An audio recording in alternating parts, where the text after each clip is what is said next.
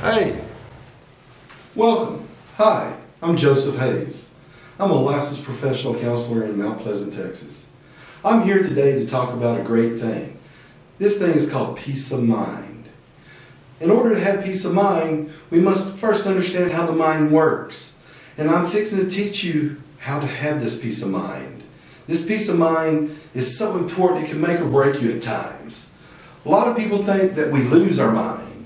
Actually, we have to separate ourselves from the mind and become the spirit and watch the mind, because the mind is not us. The mind is actually a leftover survival technique from prehistoric days when we used to go out and see saber-toothed tigers. We never knew what a saber-toothed tiger was, but we go out and see one, and out of curiosity we go up, all of a sudden, ow!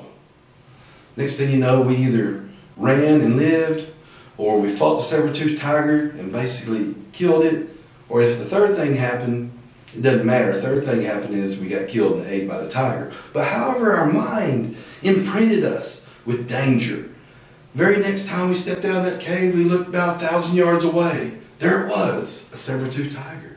All of a sudden, a little bit of adrenaline starts going down because the mind echoes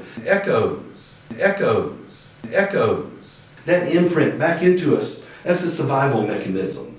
The mind is not you. The mind rambles. It goes on and on and on, and it thinks of the worst case scenarios and puts us in a very, very bad place. When we become the mind, we have actually lost the focus of the here and now, the focus of living in the present moment. We have lost, essentially, ourselves. First of all, let's talk about the mind. The mind is not us. Like I said, we are the spirit. If we can separate ourselves from the mind, then we can think more clearly. It's kind of like lose your mind and come to your senses. As the mind tries to exist in the future, our bodies are stuck in the spirit, is stuck in the present. It creates an intonation, a dissonance, and therefore we start feeling anxiety.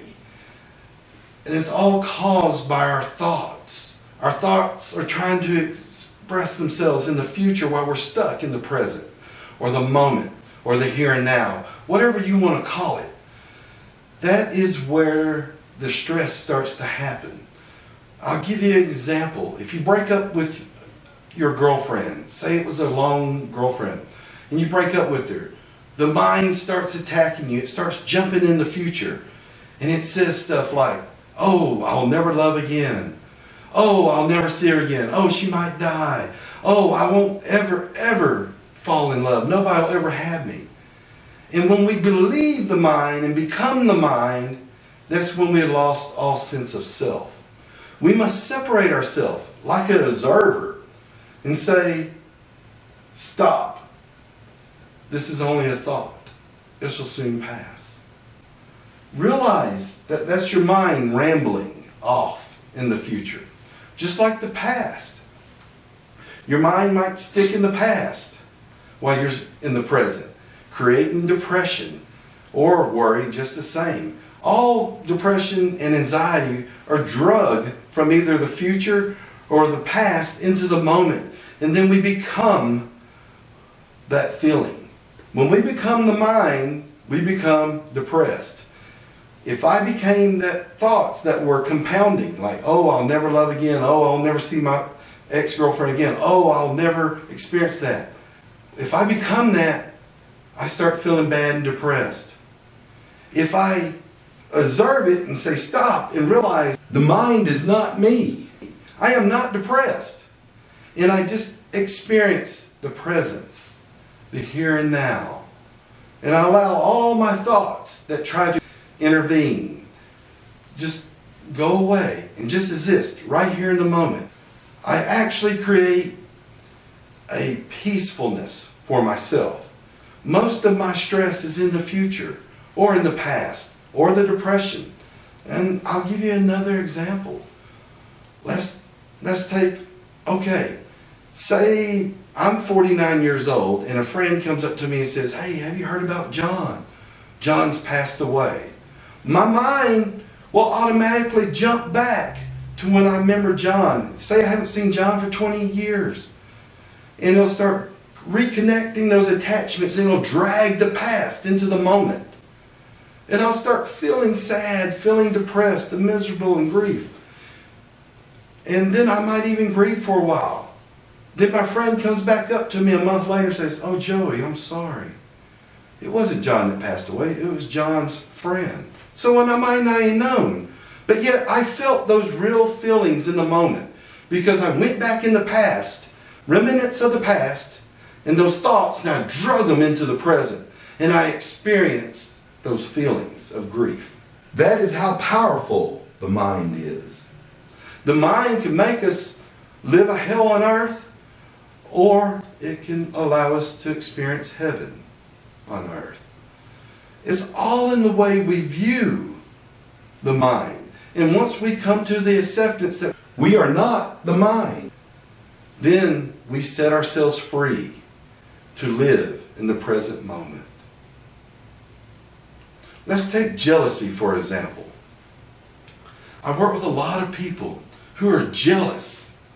Let's say men, and they're jealous that their girlfriend's talking to another guy.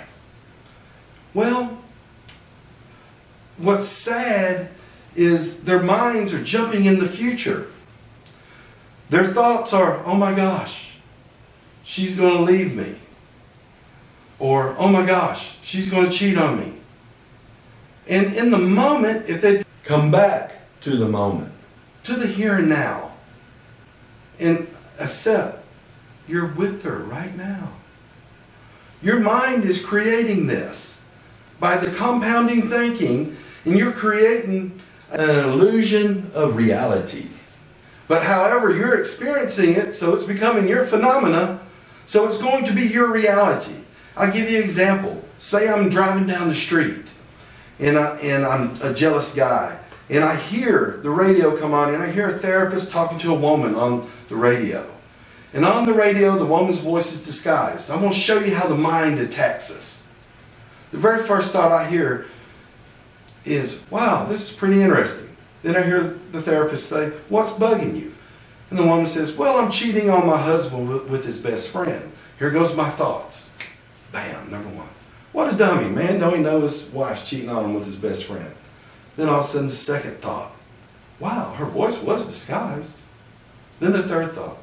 Well, dang, that could be my wife. And you know, she has been talking to John a lot.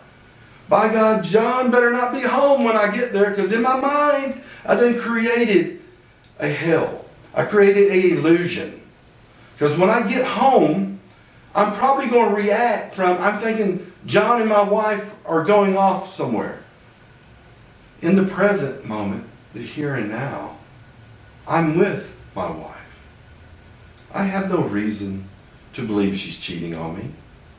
So I'm not going to allow my mind to run wild and run away and torture me like that.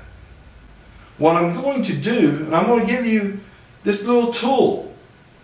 What I always tell the people I work with who are jealous, I tell them, you have to label that thought as either fact or opinion. And if it's an opinion, no matter what, you got to let it go. If it's a fact, yes, you need to deal with it. So how would I use that? The very first thought I had was, wow, that could be my wife. You know, she has been talking to John. So then I had to say, stop. This is only a thought. This will soon pass. I have no reason to believe my wife is cheating on me. That's merely an opinion. And I'm going to let it go. Because what would happen if I created a bunch of opinions and viewed them as reality? Chances are I'd go home, get into an argument with my wife, and she'd be mad, saying I don't trust her.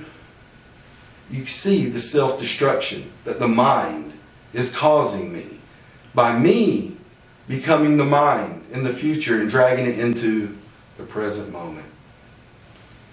Like I said, now if it's a fact, I have to deal with it. If my wife was cheating on me and I knew she was cheating on me, yes, then I'd have to deal with that. I'd have to either divorce or go to counseling or set up some type of plan, but I would have to deal with it. The reality is we do not have any power over another person. If they're going to cheat, then more than likely they're going to cheat. You have the power to make a decision on if you're willing to accept it or not. You have the power to be in that relationship or not be in that relationship. You have the power to not allow your mind to drag you into a false reality, and you create the illusion of a reality and destroy your relationship as you know it. Destroy the trust.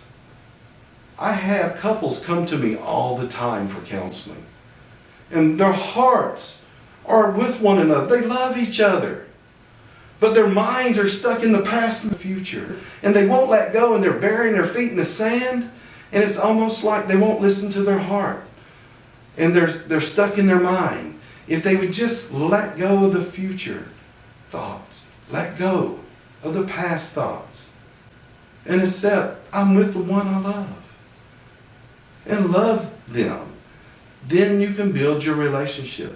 A lot of times it takes them 2 or 3 sessions before they start seeing that they're sabotaging their own relationship. They're creating what they want to find sometimes. Sometimes they've listened to their mind so much that they are actually seeking their wife or girlfriend to cheat on them. Now think about this. If you work at a store, and say you work for me, and say, in my mind, I keep thinking someone's going to steal from me, and you're my employee. And every day I'll talk to you, I'll say, hey, are you sure you didn't take a little money out of that cash register? What am I saying? What I'm actually saying is, I believe that you probably stole from me. If I do that every day for about 2 or 3 years, in my opinion, give it the right set of circumstances and the right moment, you are more likely to steal from me than you would if I never asked you that. I also think the same thing about relationships. You accuse your wife or your husband of cheating on you over and over and over, just off of opinions, future thoughts, future fears of loss.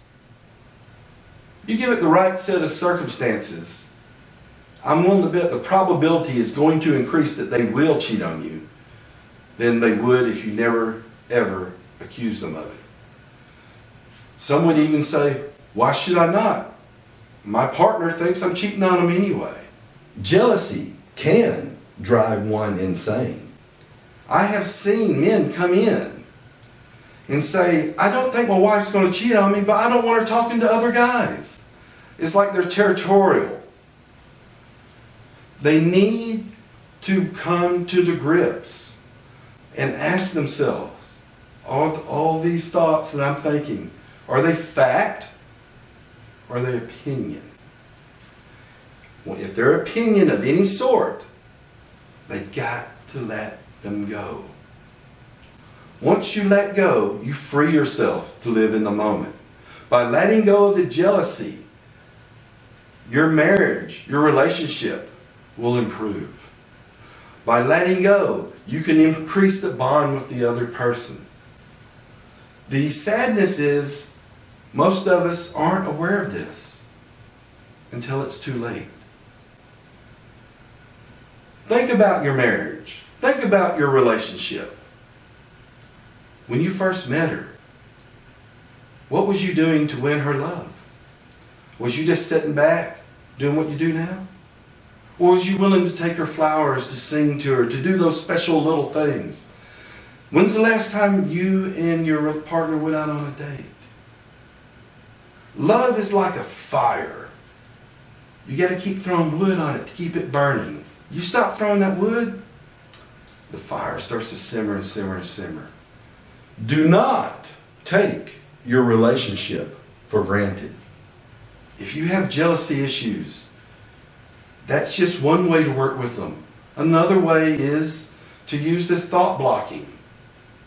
Once you catch yourself, ask yourself, what need is not getting met that is allowing me to become like this.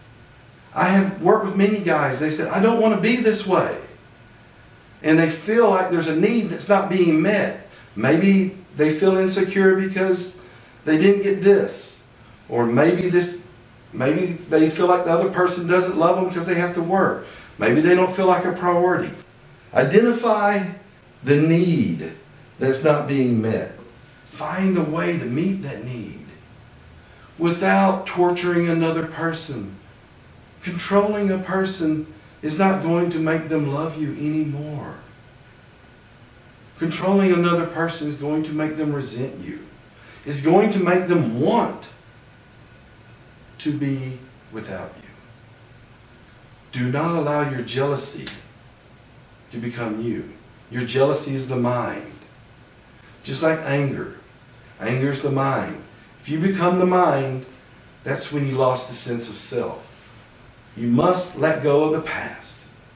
Let go of the future. Experience